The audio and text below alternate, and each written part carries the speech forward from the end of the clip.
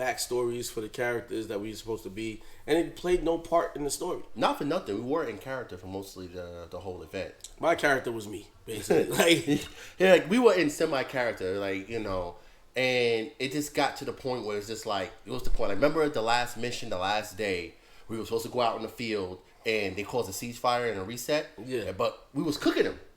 yeah. We made it into their base, and then all of a sudden they were like, oh, do a reset. Because we're the rebels. They didn't want the rebels to win. Mm-hmm. And I get you have a storyline that you want to drive, but when you force the story a certain way and it forces people to play a certain way, it takes away from the fun. Yeah, and it makes it like, until the last event, the last day, we were just like, yo, we don't care no more. Yeah, it's like, That shit sound like it. It's different. Huh. Yeah.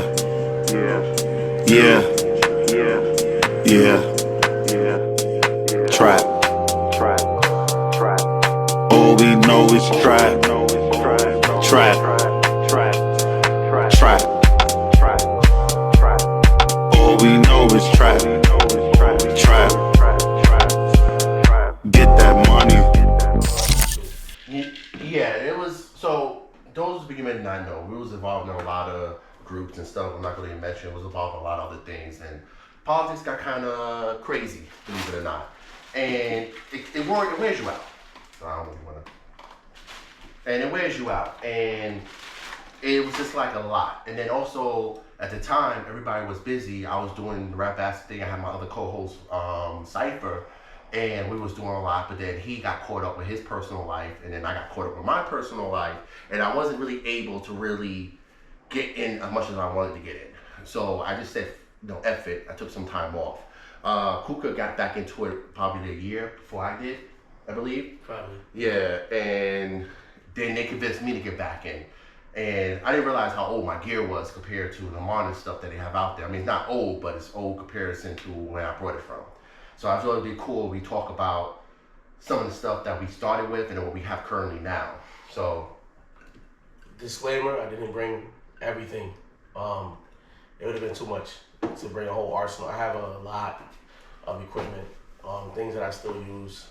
Sometimes when I go out with people, I bring it so that people don't have to rent, because if you've been anywhere where you get rentals, you know that rentals aren't the best.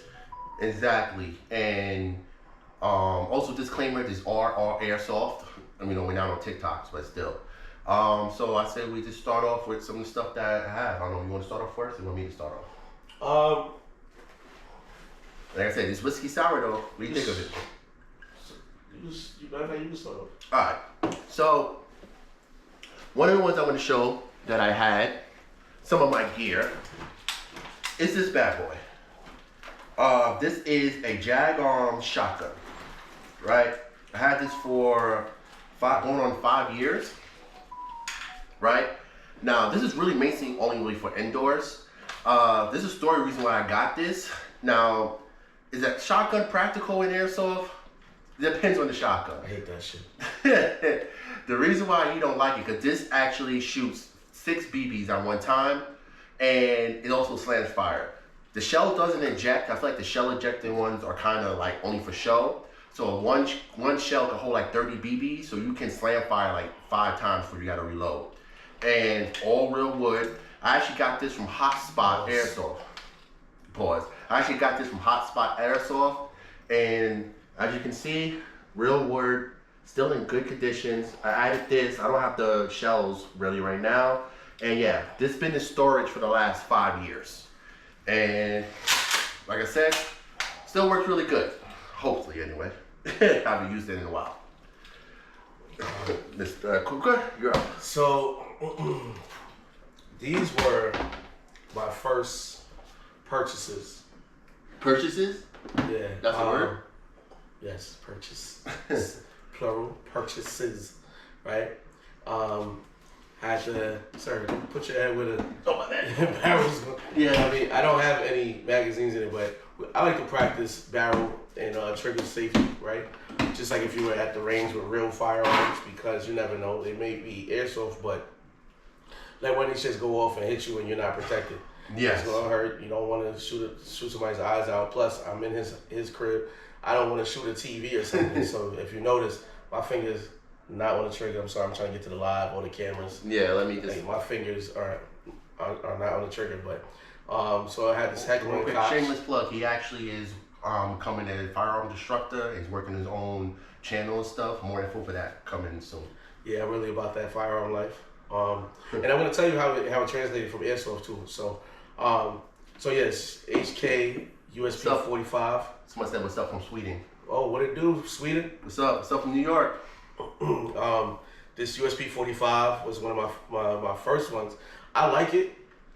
I hated putting the cartridges in it. What is it? The BBs? No, the CO2. The CO2. Oh yeah, it was like annoying how you had to put it in. Yeah, the way they made the CO2, it was like angled, and you had to quickly tighten it. It just wasn't a good fit, so I barely used it. Right. Oh. Then I had the HK VP9, which was green gas. This I enjoyed a little bit more, but with green gas, you can't really use it when it's cold. So if you're at an event and it's outdoors and it's cold, it's not going to be reliable when it comes to playing, shooting, whatever. You're going to probably get like one good shot and the next one's going to sputter. It's going to be mad dumb. But yeah, these were my first two purchases when I got into Airsoft. The other one was a G36C. And the reason why I bought a G36C, and it was a battery powered G36C. The reason why I bought it is because I used to play Rainbow Six, Vegas, and Call of Duty or whatever, and that was like always one of the guns I would go for. Like, let me ask you a question. So I haven't played Ready or Not yet, but is it like Ready or Not like how Vegas was back in the day to a certain extent? Yes. I wouldn't say Vegas. I would say Ready or Not is kind of like if you ever played the Rainbow Six Black. I think it was Black Arrow. Black Arrow? Yeah, I think that's the one. The older one? It was older than Vegas. It was older than Vegas, but it was older than Vegas too, but it was after Vegas. Somebody said, what we drinking? Whiskey sour. We were drinking whiskey sours from Toki Savory Whiskey, guys. Yeah. Yeah, it was like I think it was in between Vegas 1 and 2, but it was like one where like you can use your mic to like distract NPCs. So if you go by a door that's closed and you know that there's NPCs in the room, you can say like, hey, I'm over here, and they'll run over to the door, open the door real quick, and then you just do your work. It's kind of like SOCOM, how they had the whole mic set up. Yeah, pretty much. So I feel like Ready or Not is kind of like that. But Ready or Not is a fun game if you want to try it. But yeah, these are this and the G36 were my first purchases. Yeah. Yeah. So this was Kuka's first purchase, and he still got it. Still in decent condition as well. We're doing great, guys. Show this for the camera. Yeah. I used to, he used to be a straight pistol guy. He still are a straight pistol guy. Oh yeah. The G36 was cool, but I felt that it's too much. Like when we were indoors to turn a corner. Yeah. With a whole rifle, and they have these small cuts and grooves. It was just too much for me. I'd rather just have the pistol and be able to run. Like sometimes I have two pistols. And if somebody's in the corner, I just put one under the arm like this and just shoot them as I'm running by or whatever. It was easier. It was easier, and it just felt so rewarding. Like people hated it. Definitely. Like I remember when you had the G46, it was cool, but it's definitely hard to go around. So since you have the pistols out, I want to bring up an old old rivalry me and him had about pre-COVID and during COVID. That's why I ran off the camera because I had to go get it. I realized I didn't have it. So, everybody don't know with Airsoft, this is a Norwich SSP-1. Now, mine is custom. Now, I had to make it custom to look like this. You make room. Yeah, like, this is me as my go-to pistol. This is my sniper pistol. This is the one I use all the time. Outdoors, I'm using this. Now, you see, I have a short stroke kit. I have slides out, so it has this lighter. I added a flare mag world. I lost my green dot last time we played. When me and him actually had like a pistol battle where we was actually shooting each other, which was actually, I wish I was recording then. But yes, so this is my go-to pistol. The reason why I say I'm starting an old rivalry because this was my go-to pistol. Combat Master. If you've seen John Wick, You've seen him use this. I love this show. It's so reliable. I don't know if you guys have ever shot a combat master in real life or a staccato. I shot a staccato XL and a staccato P, which was basically like the base for this, and it feels so good to shoot. It's very smooth. The recoil isn't crazy or nothing. It's not a lot of recoil in airsoft, of course, but Yeah. But as soon as I got this, I felt like I was shooting like an expert. And I felt bad because, you know, he was so hyped about this Navrish. Hold on. 1%. Do you play mostly outdoors or indoors? Or close quarters? So what we do, it depends. It's kind of hard to answer. So we're in New York, right? So Yeah. the seasons to play, we don't have that much time to play. So if it, like when it's cold, winter or whatever, I'm not running around outside getting hit by a BB in the hand. Now it feels like 10 times worse. Exactly. So we'll do indoors, and indoors is usually kind of close quarters.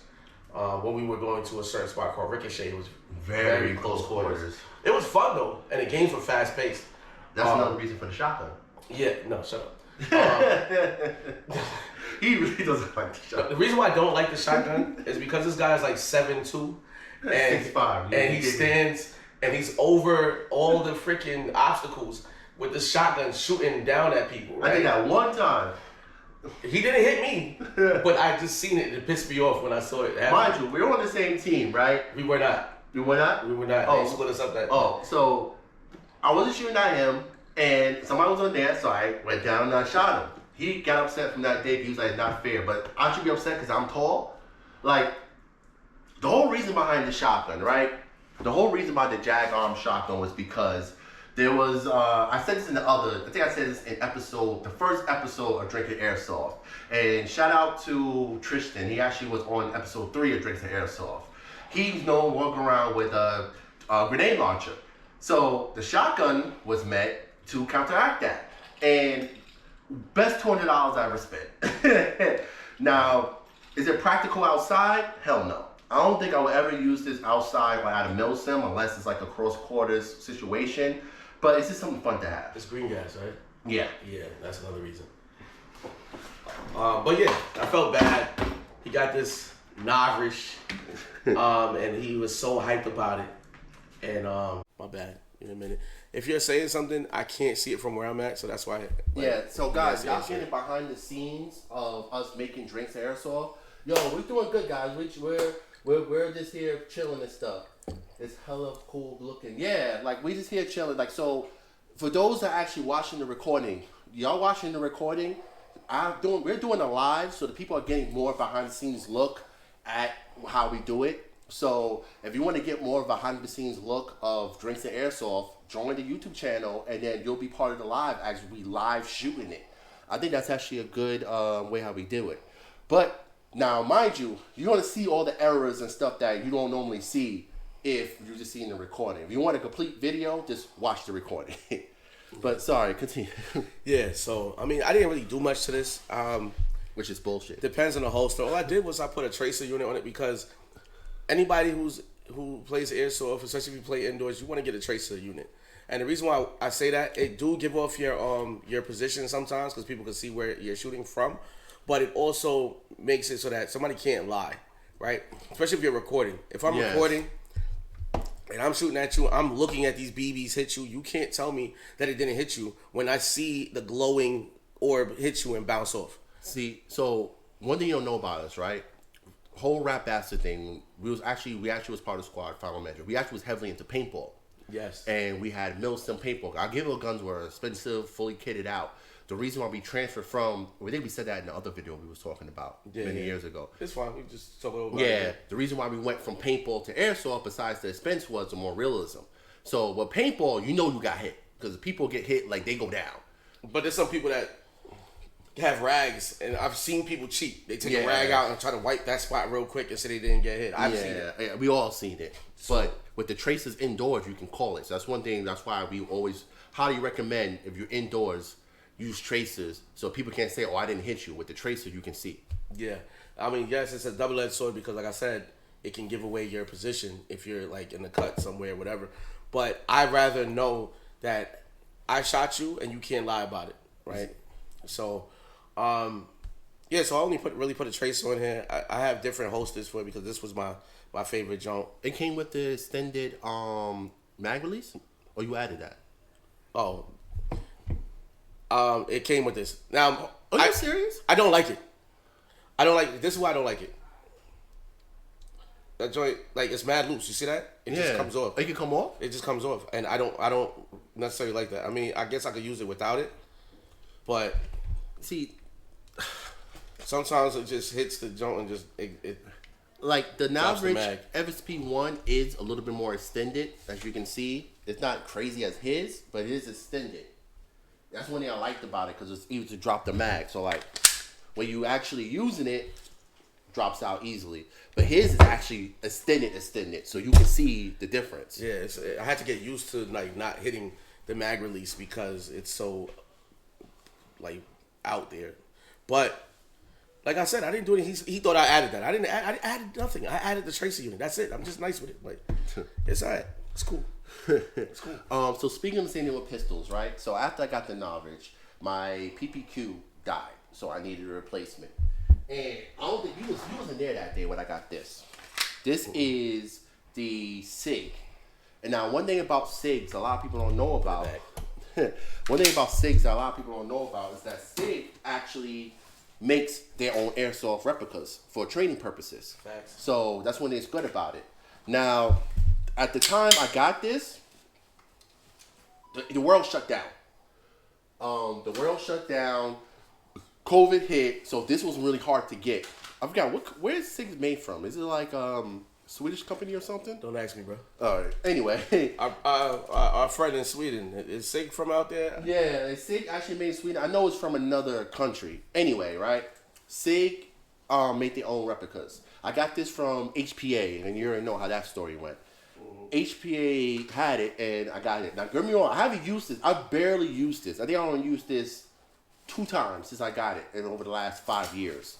And I got decent amount of mags for it. Now, is it something I would use outdoors? Probably not. I mostly use the indoors because when you have green gas, it's hard for you to, when you're outdoors with green gas, depending on the temperature, can change how the replica shoots. Versus if you have CO2, you get consistent shots all the time. So this is mostly like an indoor pistol, and I got like multiple mags for it. Like I got 2 regular ones, and I even got an extendo. His brother got the real legit extendo for his Beretta. Yeah. And you know, it's not a bad pistol. Don't get me wrong, I do enjoy it, but it's not like, I don't know. It's like I got it, and I kind of have buyer's remorse, and it was like I barely use it. I always use my Navrich, and my Navrich is actually kind of too hot for indoors, believe it or not. So it's like, I don't know, maybe now I'm being forced more to use this. I got this CZ Shadow. Oh yeah, I remember when you got that. A replica of a competition pistol.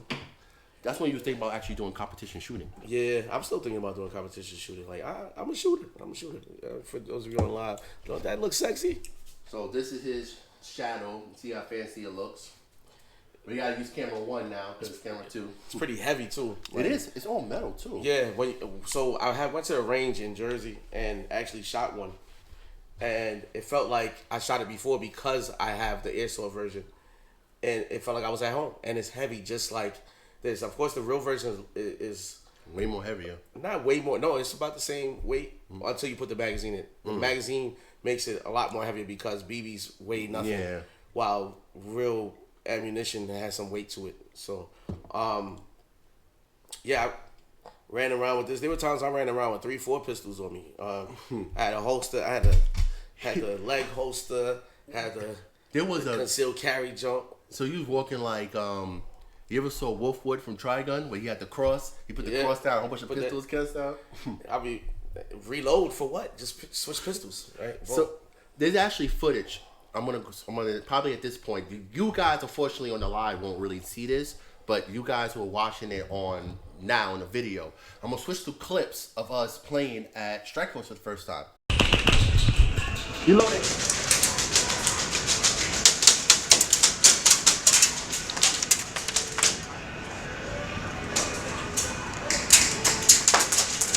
How many?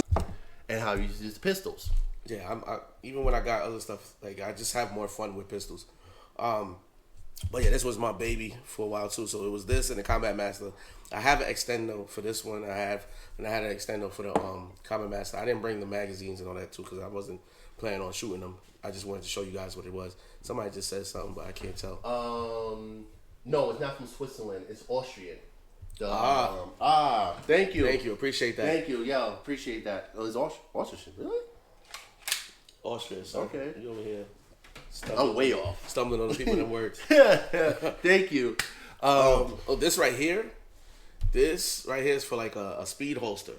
It just looks like a V, and you just put the you just put the gun on it like this. It even has a metal trigger. Right? Yeah, everything is metal. And then once you go to get the pistol out the holster, you kind of just like your hand kind of takes it out like this.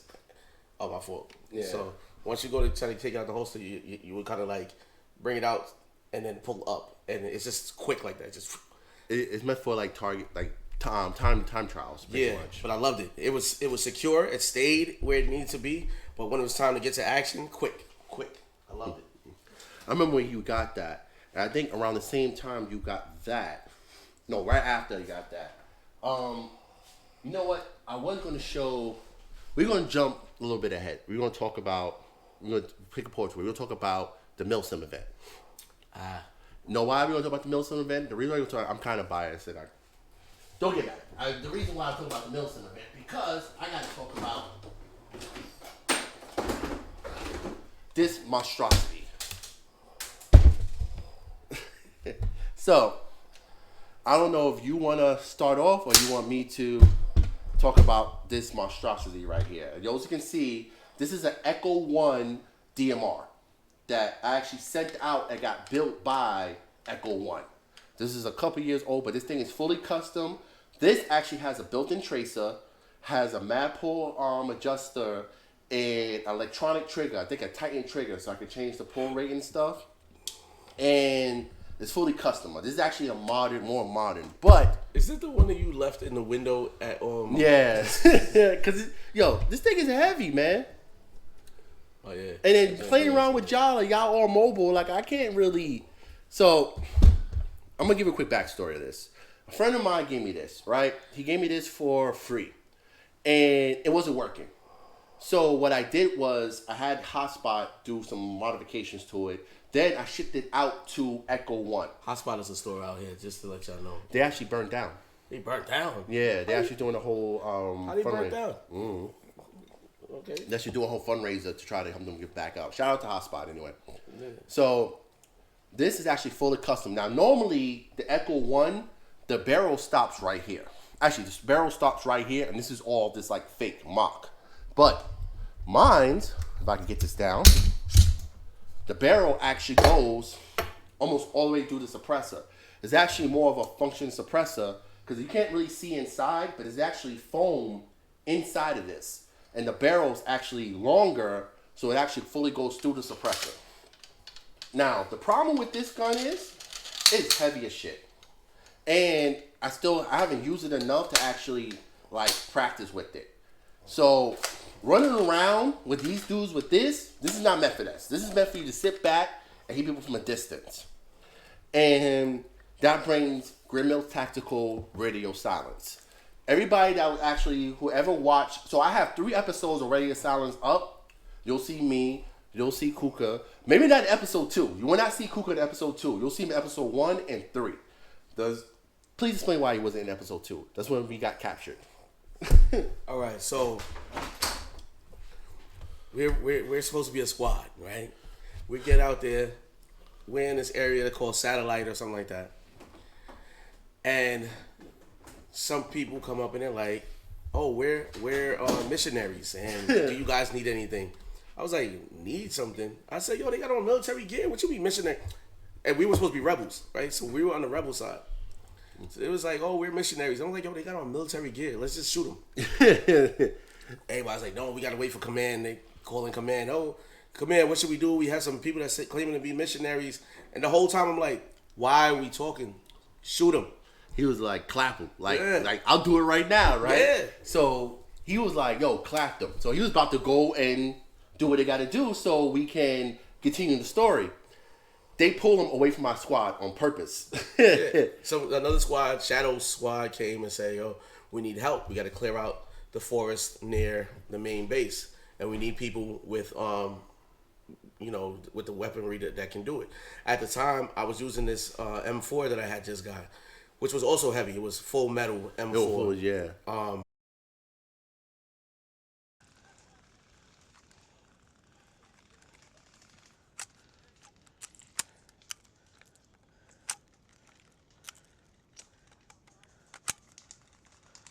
So I said, all right, fine. I didn't bring that because it was a lot of work to bring that. And that thing is heavy as shit. So I said, all right, cool. I brought the M4. I'm out there. I'm cooking. Finally, we finished it. I'm saying finally like it took a while. It didn't take a while. Went out there, took out everybody that was in the forest. Not by myself, of course. I'm not Rambo at night. But we took out everybody. You made it seem like you out there, like, yo, the story you told me, I'm out there doing work. Like, I was doing work. They out. All right, I'm back. I was doing work. I was like, yo, I got to hurry up. I got to get back over there. Because I felt like this scenario didn't make any sense. So then I'm finished. I get back to the camp. I'm about to go back out. Command calls me, hey, great job out there clearing it out. I guess they didn't expect us to clear it out as fast as we did. So now they try to send me on another mission. So then, boom, I go, whatever that mission was, handled that, got the person back to the base that they said that they needed to get evacuated or escorted or whatever. So, all right, cool. Get back to the base. They're like, I said, yo, listen, my squad is in trouble. I can't get anybody on the radio. I'm going back. So, I'm going to cut you off right there. So, yeah, I'm calling them. I'm trying to go back. They keep trying to send me on missions. I finally said, yo, screw that. Once Henry came through and said, yo, they got captured. So I said, all right, cool. I'll go back to our base, our tent. I'm loading up. I got the G36 loaded up. I got the M4 loaded up. I had 4 pistols on me. Yeah.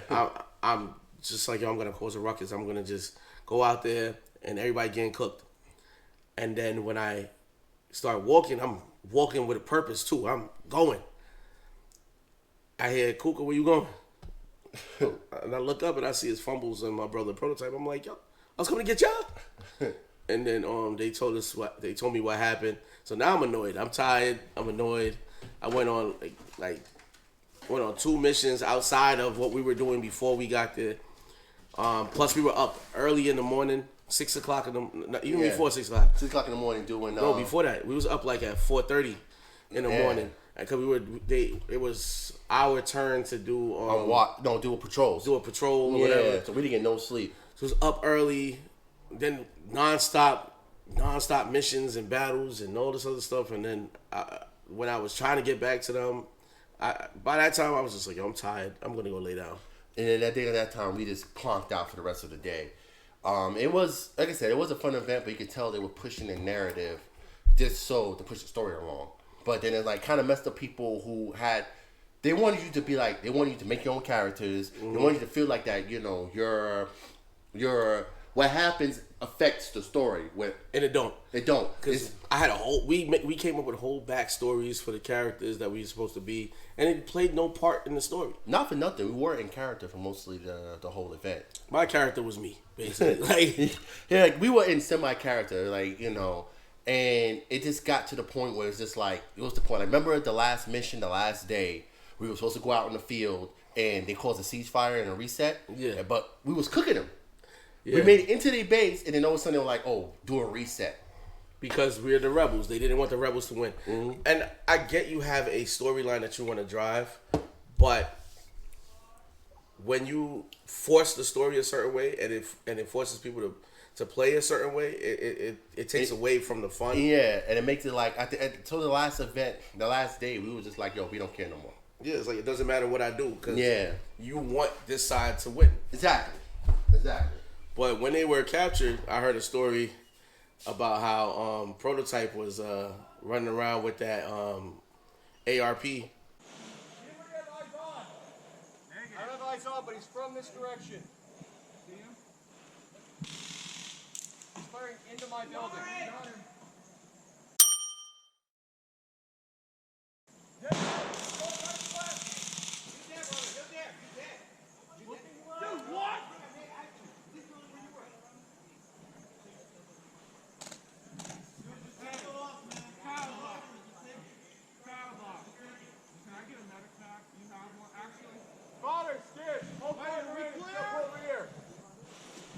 got this. What gun he had? He had He had the Beretta. The SMG. The ARP-9. ARP-9. He's the combat medic. He didn't have to reload the whole thing. He had a drum bag and he was putting it in work. If you ever watch the second episode. The second episode that I posted of Radio Silence is the best episode, and he took out most of the squad. A medic, combat medic, took out most of the squad, and his ARP-9, he was just cooking them. And even the commander, Cutthroat, shout out to him, was like, yo, bring him to me. Because he was like, all you see is like, I thought he ran back to get reinforcements. But Prototype was like, nah, he's about that life. And he was like, nah, like, he's going to the end. And all I heard was, all you hear is, and the dude just dropped on the floor.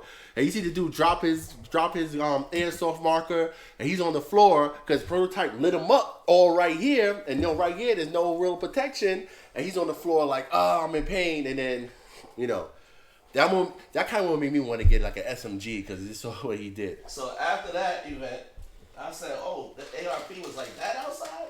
Because I don't know, I just thought it wasn't going to do well Outdoors. And then I got mine. I said, oh, okay. I didn't know it was cooking like that. Mm-hmm. So I went and got the ARP-9. ARP-9. And this is actually fully custom, too. Yeah. Actually, they come like that. Oh, really? Yeah, so the ARP-9, which is fired, ARP-9. they have multiple colors that they come in. So there's blue, there's red, there's orange. I got that red one. I think I got it from Shaq at Oh yeah, you did get it from Shaq. Yeah, I remember. Where we got the other one? I got the other one from a private seller, but that one you got from Shaq. Yeah, I got it from Shaq at Ricochet. It was just there. I was like, wait a minute, you got a red one? Let me get that. So I was trying to see if I had the drum mag on me to show y'all, cause I mean it comes with it's like an extendo. So the regular magazine that comes with it looks like an extendo for a pistol. But the drum mag, this is actually one of the few markers that the drum mag is actually efficient. Because all you do is wind it. Like, I'm not a big fan of high caps at all. I don't like high cappers. But this, put the drum mag in, you just spin it on the outside, and then you're shooting all day. Yeah, no issues. And this thing has not, everybody else gun at that event may have some issues. The ARP-9 had no issues throughout the whole event. And we was like cooking for like almost a full day. Yeah, I don't have the drum mag with me. I think it's in the duffel bag, the blue duffel bag I normally keep the ammo in. Yeah. Yeah. So sorry guys, I can't show you the drum, but maybe next time if I'm invited to another episode. Yeah, there's gonna be plenty of episodes. Hopefully I could get Prototype in here. I could get Cypher to come back. Cypher has actually been wanting to come back to the Strength Airsoft. See the extendo? This is fucking ridiculous, man. Like, this is ridiculous. You got a stendo for every. This thing is actually heavy with this stendo. So right there, stendo. Right there. You gotta have the extendo, man. So they always going with SMGs and stuff. So I wanted to get one too, but I went a different route. I got a Vector. So this is a Vector from. Forgot which is it Crisis? This is a AG Vector. I got this for secondhand seller Tristan. He had it. He actually won it in the competition, and I always wanted a Vector. I'm not gonna lie, this thing is a beast. Tracer unit. This thing, I use this all the time. I would even use this outdoors. It's electronic. Electronic, yeah. And pretty much how you see it is how you came. They do have a gas blowback version of this that I do want to get, but this, and then like when you don't want to have the heavy thing, you just put this in, and now you got a machine pistol. And then when you're ready to put in work, put it back. Now you got a full working marker, and it has single 2-shot burst, and then I got to call fun play where you get full auto. Oh yeah, the ARP is just single. And full auto. It's not nothing in between. It's warning shots or death. I also have the Scar. I didn't bring that. Because I was just bringing the stuff that I use Regularly. often. Yeah, because I could use the ARP. I could use it wherever. In close quarters, I could use it outdoors. The scar I just got recently, I have nothing on it. It's not kitted. I bought it because it was gas blowback. So you see like parts actually moving, and I like the scar. That's another one of those nostalgic. I played Call of Duty, Battlefield, Rainbow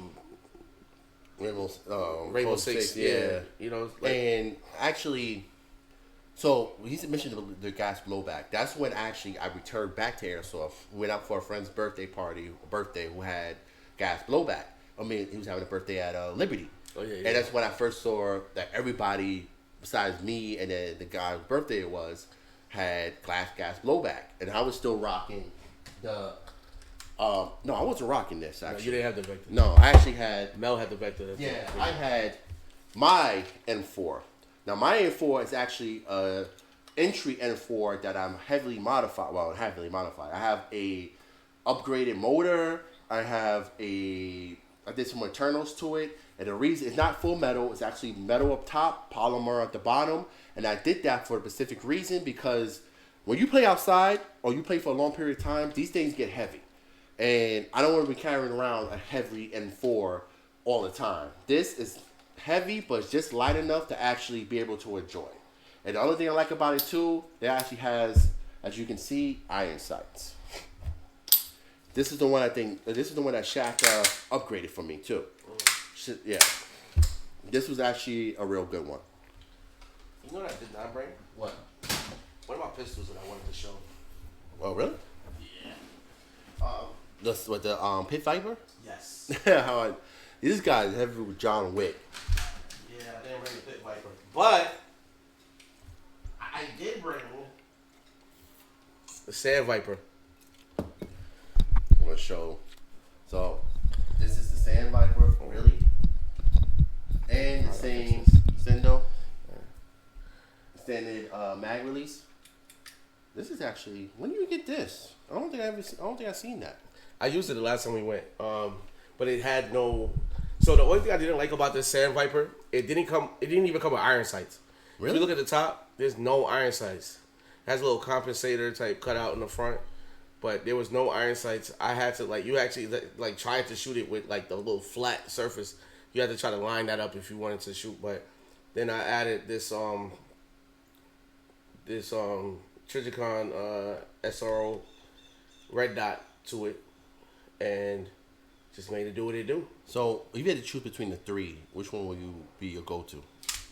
The Combat Master. Combat Master? The Combat Master because it's reliable. I've had it for a while.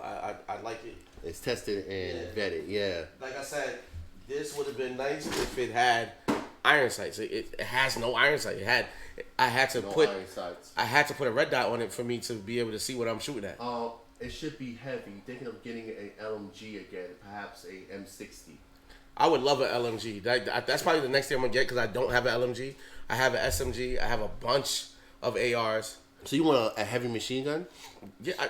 I like to have a lot in the arsenal because, like I said, when I go with friends, I don't want them to have to rent. So whatever your style of play is, I would like to have something that matches. You can display, yeah. Right. Sometimes I let people use the ARP9. Like, I'm a pistol guy, so it doesn't really matter to me. I might just run out there with the pistols. Got the extendo.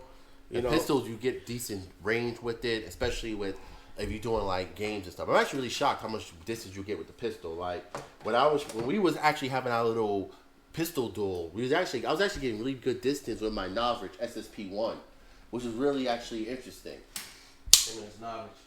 I mean, Novich make good guns. I mean, come on, what I gotta say? Like, I live by this. This is so freaking.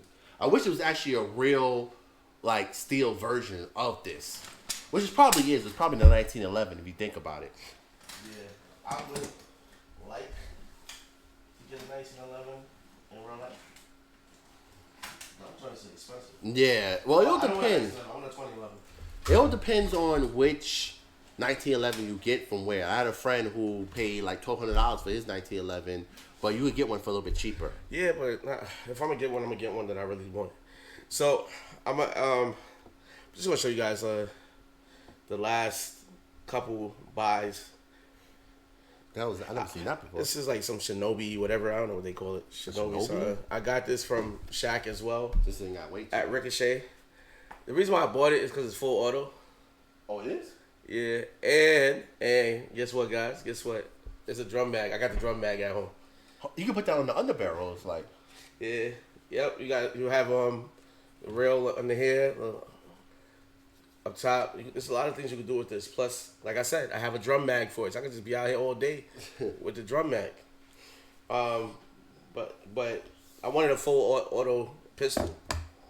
This is the only one I have so far, and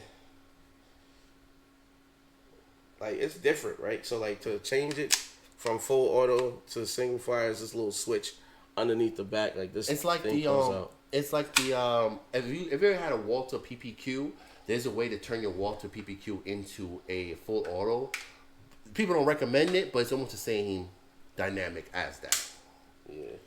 Look at this. It's just I don't know why I like this. It's like so easy, just take down, right? It's easier. Yeah, I don't know. It's easy to take down and clean. Now, Yeah, it's weird. when it comes to like maintenance, there are maintenance to these things. These things should get maintenance like a real firearm. Even though this is airsoft, it still should get maintenance regularly. Like after every game, like make sure you just, make sure like the returnals are good. Like I haven't really, believe it or not, I haven't really made this thing in a minute. I'm not gonna lie to y'all. I'm very lax when it comes to my airsoft pistols, but my real firearms, I maintenance them as soon as I leave the range. I maintenance them. But speaking of that, so if you're into like firearms and stuff like that, I'm just gonna let y'all know. People like to make fun of. Well, people will make fun of anything that you're into. It doesn't matter if it's airsoft, paintball, bowling. It doesn't matter. There's gonna be somebody out there that has something negative to say about it, and it's whatever. Like people always gonna have opinions, but who cares? As long as you enjoy it. Yeah. So, I've run into people who they're from military, they're ex-military or whatever. Like, oh, you're running around, playing like you're in fake battles and this and that, but then there's other people that are ex-military who actually do airsoft and they enjoy it, right? What I've noticed is when I went to the range and I used anything that I've used for airsoft, I handle it as if I've shot that gun before. Meaning, practicing in airsoft got me more proficient in actually shooting the real version of that firearm. Yeah, there is a this is a actual easy transition from real firearm. Remember the video we watched? It was the Airsoft World Champion, and he actually came to America and shot real firearms. Mm-hmm. And the firearm instructor was like, once he understood the difference between the kickback, he was like, keeping up with them. Yeah, and these are guys that are military that all they do is shoot, and he was keeping up with them, and he's an airsoft player. So the aiming is the same, except for at a distance, of course, because there's gonna be more drop off when it comes to BBs, and then you gotta worry about the wind when you're outside, stuff like that. But you're aiming it the same way. You're getting used to aiming down these iron sights if you're using iron sights and lining up your shot properly. Yeah. So don't let anybody tell you that, oh, you're wasting your time or this is foolishness or whatever. It doesn't matter. Mean anything. It doesn't matter. No, you will be prepared to fire off the real thing in the range if you really went out there and tried using the same artillery. Of course, the one thing that's going to be different is that kickback. Exactly. The weight sometimes, like I said, that weight on my shadow is very close to the weight on the real shadow. Mm-hmm. So that said, I was interested in buying a Canic, an actual Canic firearm. So I went and looked online to see if they had a airsoft version. They have the airsoft version of the TP9. It's actually like my real steel version. Face protection. Do we still? So the question asked me: do we still use the same face protection as we used when we first started? Yes. I'm gonna tell you why. I'm no, but his is yes. So when I first did paintball, well, the person I was talking to at the time, it was my birthday coming up or whatever. So she had bought me this dye. 6? No, I think it was a 5. I thought it was no, because it's 6. It was because this was the first time they came with that. Yeah. So real quick, the dye's mask. This was the first time they came with the quick adjustable mask, and this is actually the original dye. 5 or 6, one of them you said. Yeah, I don't remember. It's been a while. Yeah. But she got me this as a birthday gift. Quick disclaimer: she got pissed at me because I had bought my own. I had bought the black and gold. Yeah. one. Oh yeah, I forgot you bought the black and gold one. I wonder why. I was like, why that look different? Yeah, I had to go return that because I found she was pissed off because she's like, "Oh, why would you buy that for yourself, knowing your birthday is coming up?" But I'm used to buying stuff for myself. I'm a man, you know. We A lot of men times buy people stuff, don't yeah. spend. That's how people don't spend money on us like that. So you know, I just go buy it myself. So I got the mask. I tried when I switched over to Airsoft. I tried to do the little Goggles, face yeah. mask, the goggles or whatever, and a BB hit me in my nose, on the bridge of my nose, and I had a little lump there. And I went to work, and every one of my homegirls at work was like, "Yo, what are you doing? Like, why? Like, what happened?" Like, and I was like, "You know what? You're right." And the thing is, I got hit by a teammate. I turned the corner, and a teammate got startled Who hit going you? back to the base. It wasn't one of us. It was like when random. they put random. Yeah, and random. They just shot, and the joint hit me right there and pissed me off. Yeah. So I said, you know what? I can't do this. I went to work. They was cursing me out. Like, what are you doing? Like, you're not protecting your face when you going out there doing this wild stuff. So then I went back to this. The good thing about this is there's a lot of ventilation. Yeah. Right? You can Guys breathe are in this. good. But I'm asthmatic. So after a while, it doesn't matter what type of face mask. I'm not getting enough air, right? So I'll have to, like, if I start playing again, I start recording, you might see me sometime pull that inhaler out, especially because I haven't really been active like that since, like, the accident. I haven't been consistent. Yeah. So you'll probably see me in the video take a breather real quick, get the pistol back out, and just start Cooking them. yeah, you know. So I like that mask a lot because of the ventilation and the visibility. It's kind of rough. Plus it don't fog. Yeah, and it doesn't fog, but because mine is tinted, it has a dark tint. Sometimes it's not great for indoor. The SRU full face mask, as y'all can see. One hit of the button, it flips up. Y'all can see me talking. Come down, and I'm ready to play. And it's fully concealed. Right here on the side, on each side, is actually fans. So the fan blows air through the front of the visor, which prevents fogging. This is like 5 years old. It's been an SRU, and this thing's been my main kit regardlessly. I might need to get something like that because I need them fans. Yo, these I can't fans, breathe. these fans are the truth. You can put it on your head. I can still talk. I may not sound as clear as I wanted to, but once I put it up, I'm sounding clear as whatever I wanted to. This is a really good one. It's expensive. They got 2 models. They got one with actually fully head, and then this one is pause. And this one is actually, this goes with the face mask. This is so worth anything. You can use it indoors, outdoors. I've been using this for how many years? No issues. This actually been really good. I would highly recommend this for anyone. I used to use the little face mask. I used to use that little face covering and shit. Not fun to get hit. Oh, I just want to shout out Maz. I want to shout out Maz Cypher. because Cypher. Cypher. When we first went to Strike Force, Yeah. he was running around with a pistol. HPA. And, yeah, he HPA'd it. He had a drum on that joint. Yeah. And that's what made me realize, like, yo, I could, if I wanted to, because I was thinking about just running around with pistols. When I saw that, I was like, oh, I could run around with pistols. So shout out to him for you know, being the inspiration. Like, so Cypher was the host from last season of Drinks of Airsoft. We're gonna do a lot more of these. Hopefully we get the whole crew in here. It'd be cool if we get Mel on them, maybe do something like that. But yeah, it was really like pistols make sense. It is ignorant. I do dumb shit. Hence the shotgun. But I remember somebody that actually wanted to get a Desert Eagle. Yeah, I still do. And So I'm gonna tell you what happened with that Desert Eagle. They were coming out with one on E-Vike. E-Vike, and I pre-ordered it. Now I should have learned my lesson because I pre-ordered something, an M4 kit.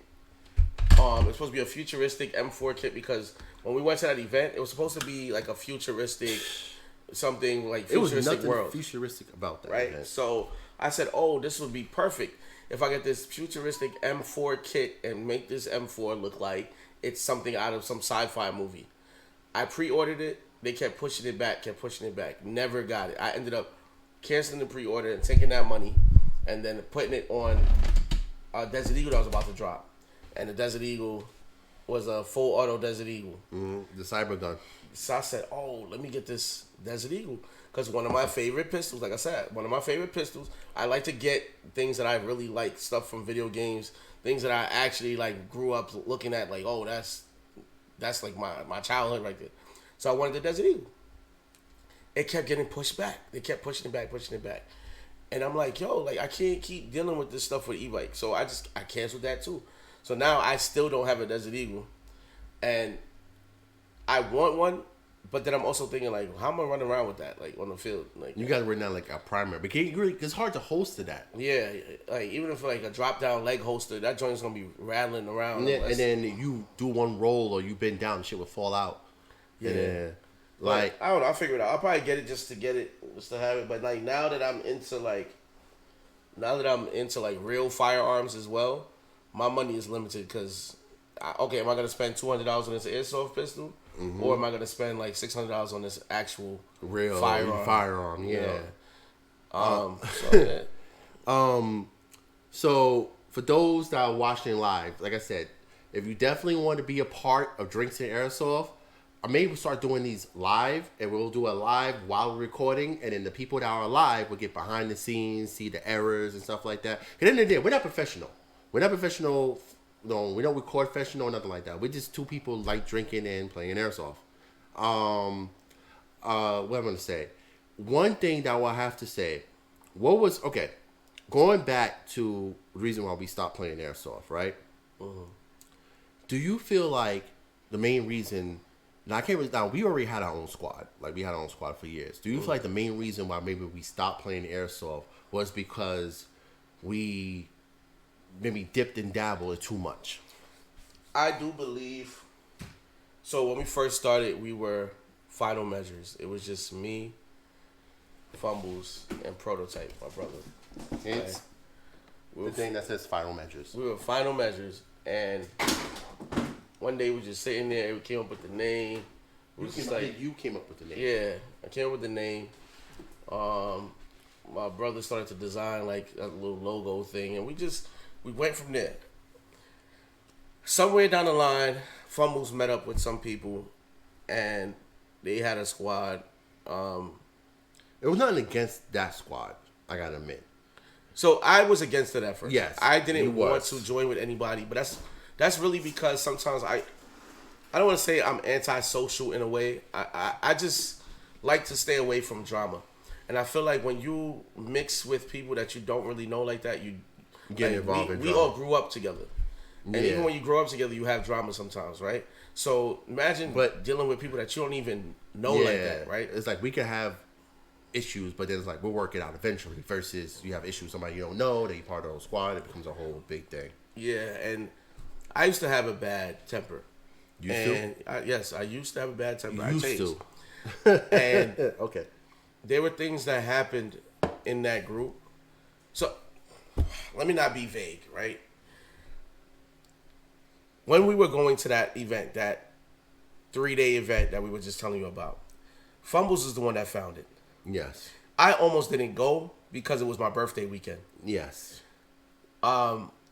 Everybody talked me into going. Because they was like, nah, like, don't have Fumbles go out there by himself. Yeah. His wife now. Yeah, I was in. She was like, I don't know those other people that he's gonna be out there with. I would feel more comfortable if you were out there with him, whatever. So I was like, all right, cool. I was like, all right, finally, we set it up. We got out there late because I had to go to work. Mm-hmm. He came, picked up me and Prototype from work. We drove out there. Which was crazy. Mind you, we working on both of us working on little sleep, and we're driving 3 hours out to upstate. Yeah, we had packed his car The with night all before. the gear the night Yeah. before. So get out there, set up. It's getting dark now. We had to set up a tent. At night. All this other stuff, whatever. Anyway, but before that, a whole big thing. This is why his wife now, his girl at the time, was uncomfortable with it because there was some drama that happened. They wanted us to go to some training, Yeah. right, some practice or whatever. So he hits me up and he's like, "Yo, this dude is really pissing me off in the chat." And I said, "What are you talking about?" So Real quick, this story, I never told this story before. And the reason why I never told it, because I was trying to be respectful, but now it's just like, yo, it's been many years, so we might as well just talk about it. yeah, I don't even remember the dude's name that was talking crazy. Mind you, I had no issue with anybody from the group. I actually met a few of the guys. We all drove out to this spot in Brooklyn. Yeah. Called, what was it called again? Oscar. Yeah, Oscar. He's still there. Stingray, right? He's the one who customized our paintball Yeah, markers. when we started with paintball, we used to go out to Brooklyn or whatever. So we all rode out there. Hold on real quick. Follow Spartacus to Sweden for the game. He goes to a big game and no. Spartacus was actually a special guest in season 2 of Drinks and Airsoft. We're actually really close friends with Spartacus. Sorry. Well, I don't know. You're close. I'm close. Okay, me and Cypher, the first host from season 1, are big fans. Are big friends with Spartacus. Yeah, I haven't met him. Spartacus was actually in season 2, episode 2 of Drinks and Airsoft. Cool dude. He's a really cool dude. You'll like it. All right, well, shout out to Spartacus. Hopefully, Yeah. I meet you. You sound like a good dude. Real good. He's really trustworthy. He's a real dude. Real good dude.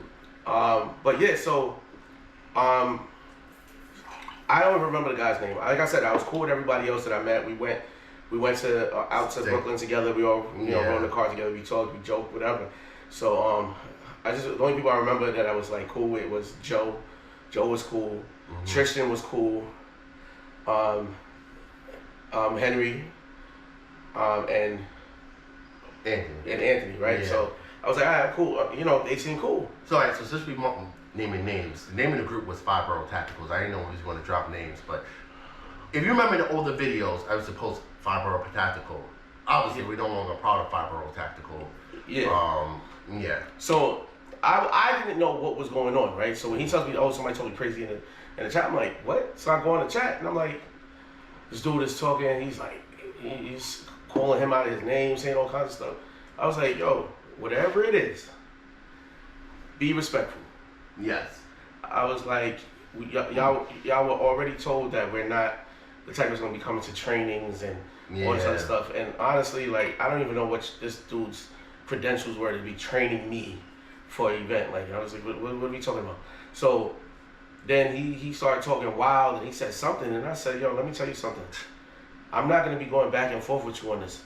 I'm really about action. So if you keep talking crazy to me or my boy, I'm gonna be seen. So then apparently he gets a phone call like, yo, tell him to chill. So I got a phone call about the whole situation because particularly me and the dude, we was going back and forth. I'm not gonna say his name out of respect for him. We was going back and forth. I got pissed off because at the end of the day, we're fucking playing airsoft, guys. Like, come on, we're going to have fun. We're going to just play and act like we're military. It's not in the military. We all got real lives. They was concerned about the issue between Kuka and me versus the other dude. I was like, look, as long as you do act nice, don't do no craziness, everything will be cool. Because we're not going there to fight or argue. We're going there to have fun. And to the dude, to their respect, dude was cool. We squashed it. We, made amends. No issues for the whole event. Our issue wasn't towards that. Our issue was towards the event and how it was planned out and stuff like that. And it was good. It was just got squashed. Everything happened and the third. I think the main reason why we left Five Boroughs shortly after that is when we kind of pushed back from Five Boroughs because they went a different direction that we felt like we couldn't go. I couldn't get more into airsoft because our jobs. Yeah. And responsibilities outside of that. So my wife now, we were starting to get serious and I was getting married. in the process to buy the house. He was in the process of doing what he had to do, and Yeah, I was in school. I was in school. I was working like multiple jobs. I was doing like a bunch of stuff. I ended up buying a house like shortly after. Like there was a lot going on, so it's like I couldn't dedicate time for training with airsoft. And like if I did that, it would take away from something else, and it wasn't paying me. So how can I justify taking away bread from my pocket to do training for airsoft? And it, like, there's no ill will towards anybody. I don't want to make it seem like we're like, oh, we're beefing. We're not. No ill will to them. I wish them all better luck. I'm still like, yo, I'm cool, no issues. Whether or not they want to get upset, I have no issues with I don't see a reason to get upset. Like not too long ago, I hit up Joe. Just he's about like some stuff. Like, yeah, it was just. I think it was just the problem was there was so much stuff going on, and it was just a lot of stuff happening. It was a lot of transitions. We left a formal group, started our own group, had a whole bunch of people involved. It was a lot. Then at the same time, like I said, we all had lives, so stuff going on. We actually had to do our own separate thing because we had lives. And the last for me that I took my break from was the Rap Bastard event. I was so hard on doing it. I post trailers. Spartacus, believe it or not, Spartacus was the host of the Rap Bastard games, and you can ask him himself. He came up with some of the game models. He came up with some of the ideas. He actually came up with the idea for the teaser for the Rap Bastard games. All that was his. I'm not taking that away from him. He's the one who hosted. I have one footage of him hosting it. But after that event and after everything, all the stuff that happened and transpired, I just needed a break. I took way more time off from this than I should have. I'm not gonna lie. And yeah, that's just like the reason why this show was so far gap between season 1 and season 2, I guess. I never even got an invite from season 1, so I don't know. It's my first time on the show. You were busy doing your own thing, and Cypher was like, yo, Cypher, help me out. But now he's in for season 2 of Drinks the Airsoft, and he's actually the founding member of Rap Bastard Airsoft. So let's talk about Rap Bastard. Let's just get this out the way. Rap Bastard started as a car meet thing, right? Now, hold on. Yeah. So, Rap Bastard started as a car meet videos. We was going out doing car meets. He was the host of the car meets. There's videos of him being the host. I stayed behind the camera. I was on the camera one time, but I was the cameraman. He was the host of Rap Bastard ENT that was going at the time. Shout out to Sid. I don't know if Sid is going to see this, but he actually is a real one. I'm just going to put it like that. Sid was a cool guy, man. Yeah. He did some fire events. He had a Paul Walker event. It was really, really good. Yeah. That was. We actually interviewed him. That I still got the footage, and I'm mad I never released it. I might actually just release it. You know, a lot of shit happened around over those years, man. Come on, my son was born around that time. So, yet again, when that happened is when also we changed up to our day gaming, and we changed up to airsoft. I think Rap Bastard is always going to be a part of our lives, regardless of what we do. Yeah. We're still missing the third member right now, who is, believe it or not, the Rap Bastard is supposed to be him, technically. Definitely not. Yeah, okay, I don't know what you're Definitely talking not. about. Definitely not. First of all, I don't remember how it happened. I have the footage. I remember the soundbite. That's just what I remember. I have the footage. There's footage on this channel of us in my mother's basement, drunk, starting Rap Bastard and talking shit. Me, you, and James. Get rid of that shit. It's like, how old was Elliot? 12? It's like 14 years old. Get rid of that shit. Yeah. But back to the whole Drinks and Airsoft thing, right? So obviously you'd be cool to come back again and stuff like that and make it as this season's host. I guess. You guess? I don't know how I feel about not getting an invite last season. So no. Let me see what this is first, because you like to vanilla, like, because you like to add some random stuff. You know, just want you to try this out. You don't think I'm trying? Well, you gotta try this out. It's called Children. What? Now listen, don't take no drink. Don't take any drink ideas from him. Or no. That one drink idea with the blackberry Crown Royal was terrible. And I'm gonna say who did it. Angel, you're a piece of shit for trying to kill your boy for some reason. I had to fix it. I had to go see what would go with it. Only thing that go with that is lemonade. Yeah, like black cherry is a terrible drink to drink straight up. And it's expensive as shit. But anyway, I would like to come out to that Sweden event. It depends if it works on my schedule. So, Spartacus went to Sweden a couple of times. They events us legit, and he was telling me about it. He invited me one time. I couldn't go. How do you travel with your gear? You just send it regular because it's not real. But you just put the batteries you gotta ship the batteries with the actual gear in undercarriage. So you have to check it in. So Spartacus was explaining it in the last one. He went there. He said, "Yo, but it's official. They actually have vehicles. They actually will drop you off. Like you'll be in a helicopter and you'll be like in the wilderness on your own, and you're doing the airsoft event on your whole. They have a whole island. I gotta do this. Yeah, they had a whole island just dedicated just to the event. And he was telling me about it, and I was just like, yo, I gotta do this. He actually doing one, I think this year. He actually doing local games. He actually doing Strike Force sometime in this month. He was telling me. So when he hit me up, I think so. Is there something? I was in HQ on his faction. Yeah, like Spartacus is real. Like I'm telling you, he's a real cool dude. He lives and breathes airsoft. Airsoft, like for us, is a hobby. For him, this is what it is.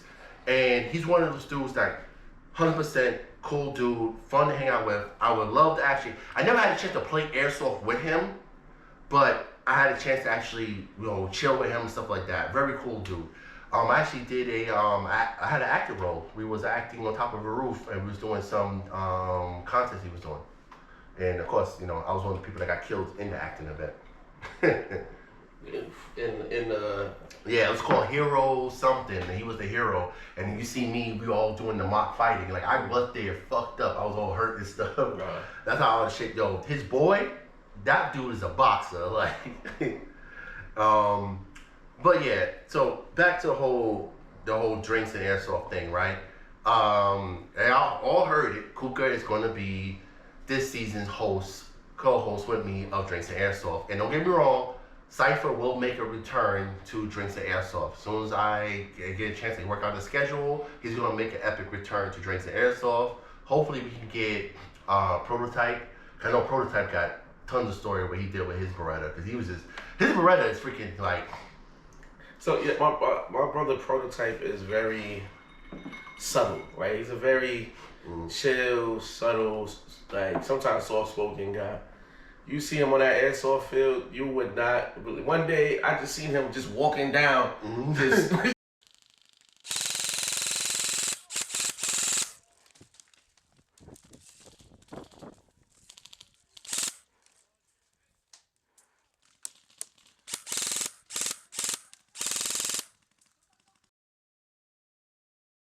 To a close, because we probably make this a two-parter. This episode may be a two-parter, on that, but it's gonna be straightforward. Do you have anything you want to say? Because this is going on like an hour and a half. Yeah. For those of you that came through, appreciate you. Those of you that stayed, my boy from Sweden. His name is Snowman. Snowman, you the man. All right. Yes. Remind me of Jeezy. Appreciate you and your info with my geography is off. Your info, your participation, like all of that. I appreciate all of that. Thank you. And hopefully, since now apparently I'm a host. Yes. I expect to see more of Cooker with me behind the film, talking shit, and we're gonna have a special guest. I got a few special guests in mind. I just gotta kind of regular up, and we may actually have Spartacus make a return back to Drinks and Airsoft. Yeah, I mean that'd be nice. I would like to meet Spartacus. Since you guys are saying these great things about him. Yeah. So anyway, appreciate you. Thank you. Next time, tell your people, whoever you think is interested, let's get a little party going. Let's, everybody have your drinks ready.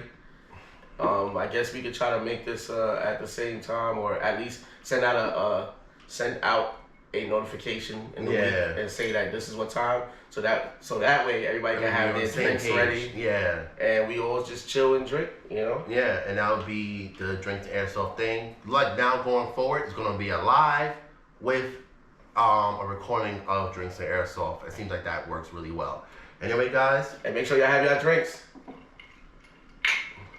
Cheers from Fumbles and Kuka from Drinks and Airsoft. Be well, guys.